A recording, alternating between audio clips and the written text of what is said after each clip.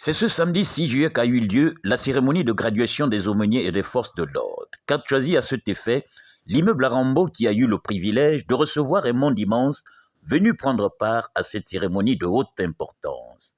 Après avoir assisté à l'arrivée tour à tour des promus, place à l'exécution des hymnes. Après celle de la Guinée équatoriale, place à celle de la République gabonaise. Pour cette cérémonie de haute envergure, l'histoire retiendra à travers ses archives la présence du révérend Gaspard Obiang, à qui le privilège de remettre ces moments entre les mains de Dieu a été accordé, et celle du révérend Francis Madinga, grand pionnier de l'église du Gabon, celle du lieutenant-colonel d'aumônerie Faustin Dôme, et celle du prophète Max Alexandre Hongrois, directeur sous-régional de l'Afrique centrale, celle de Rémi Giondon Bevaga, directeur général d'aumônerie d'Afrique, celle de Madame Isabelle Bécalé, conseiller spécial du président de la transition, sans omettre celle de Julienne Mayoubi, représentant du gouverneur de l'Estuaire et marraine de l'événement, empêché pour des raisons d'agenda chargé.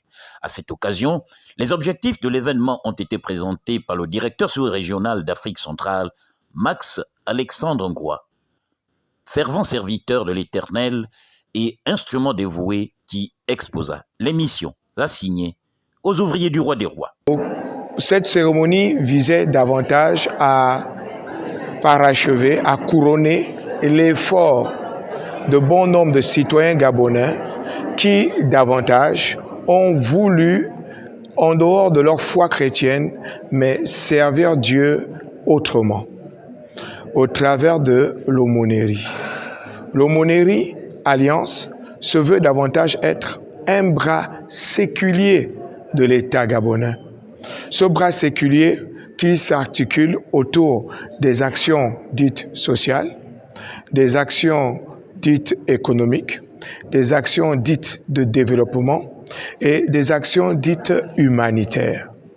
C'est davantage pour l'État un bras séculier sur lequel l'État peut s'accompagner, peut s'appuyer pour davantage atteindre certaines sphères, certains domaines avec des gens faisant preuve d'intégrité morale, d'intégrité physique, mais également d'intégrité disciplinaire.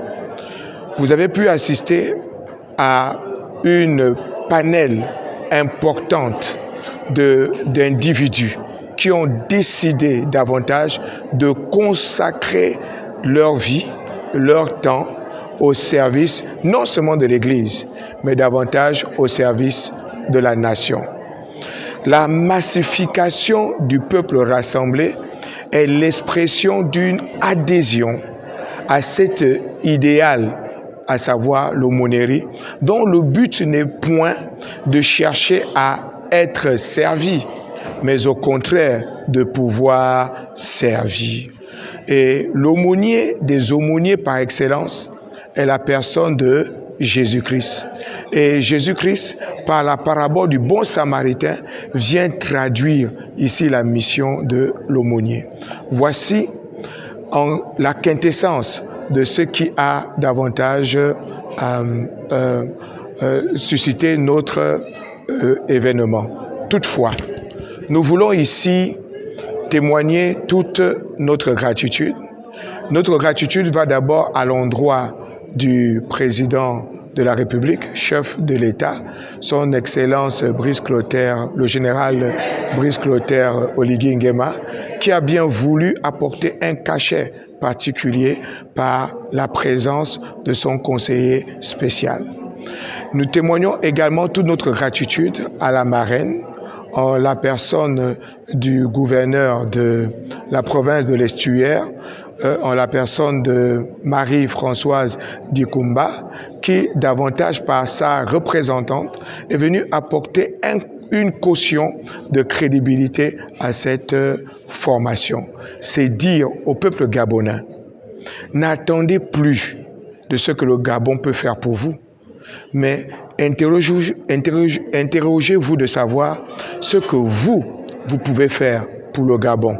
Voici l'essence même de l'aumônerie Alliance. Voir ce que nous pouvons faire pour le Gabon, pour qu'une paix sociale et durable soit effective. Merci. Je vous remercie.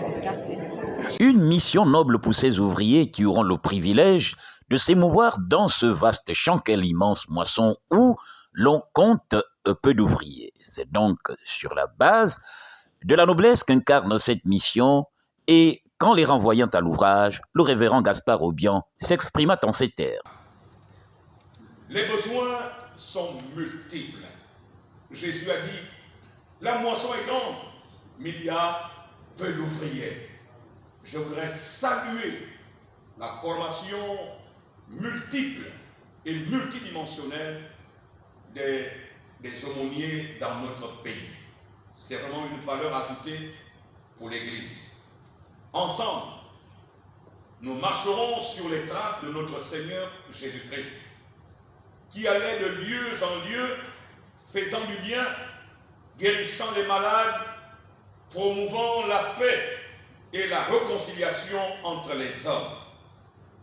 C'est de cette manière que nous triompherons du mal dans toutes ses formes, car la religion sainte consiste à aimer Dieu, mais en pratiquant le bien et à promouvoir la justice.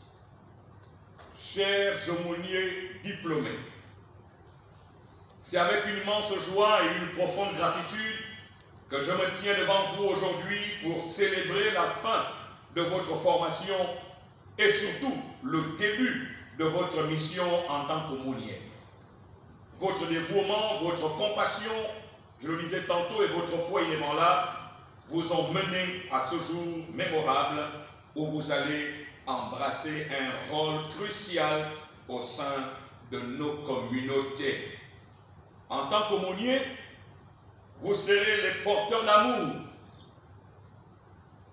les porteurs d'espoir et de réconfort auprès de ceux qui en ont le plus besoin. Après des instants tellement honorifiques, comment rester insensible? Aumônier, à vous la parole. Ci-dessus et la formation acquise, nous avons appris que l'aumônerie est motivée par l'amour du prochain, la charité, la promotion de la justice, de la paix, l'aide humanitaire et le secourisme. Il se trouve là où il y a un besoin ou une nécessité. Pour mener à bien cette mission, nous avons appris que l'éthique ne doit pas se défaire de nous. Ainsi, nous voulons refléter l'ensemble des valeurs bibliques, mais aussi personnelles, parmi lesquelles l'intégrité, la compassion et l'empathie. L'aumônier doit aussi développer certaines qualités telles que la discipline, la rigueur, la maîtrise de soi, le discernement, le service et la culture des actions responsables. Notre formation était aussi paramilitaire. À ce titre, nous avons appréhendé les rudiments de la discipline militaire et de la médiation. Nous sommes des ambassadeurs de bonne volonté en milieu hospitalier, carcéral, scolaire, sportif, etc. Nous sommes chargés, entre autres, de promouvoir le respect de la Déclaration universelle des droits de l'homme et d'œuvrer pour l'atteinte des objectifs de développement durable ODD. Car Romains, chapitre 8, au verset 19, nous rappelle que la création attend avec un ardent désir la révélation des fils de Dieu. Celle-ci passe absolument par le service du prochain.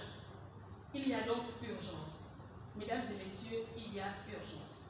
Oui, servir c'est maintenant, pas demain, maintenant. Seulement, il faut bien le faire. Pour servir, il faut bien le faire. Pour cela, permettez-nous d'encourager tous ceux qui, ici en ce lieu, où nous suivrons à l'écran, tous ceux qui œuvrent dans l'humanitaire, le social et le volontariat sans formation. Nous leur rappelons qu'il est vraiment possible de le faire, mais avec une bonne formation. Et ceci en intégrant l'aumônerie pour avoir les meilleurs résultats. Pour nous, après avoir aspiré, nous sommes investis durant 3 mois pour être façonnés.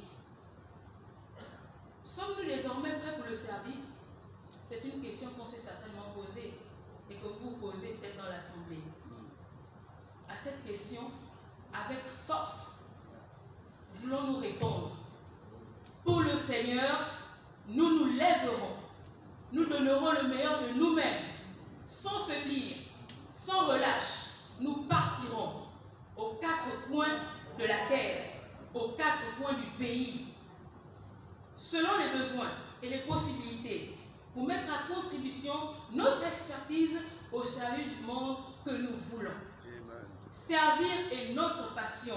Bien le faire est notre engagement. Je vous remercie. Après de sages conseils prodigués par les différents responsables, l'on retiendra le conseil majeur caractérisant une invite à la culture de la paix qui est un héritage légué par le Christ et lancé par Madame le gouverneur de l'Estuaire à travers son représentant Madame Julienne Mayoubi. On ne mange pas la paix, mais la paix vaut plus que tout.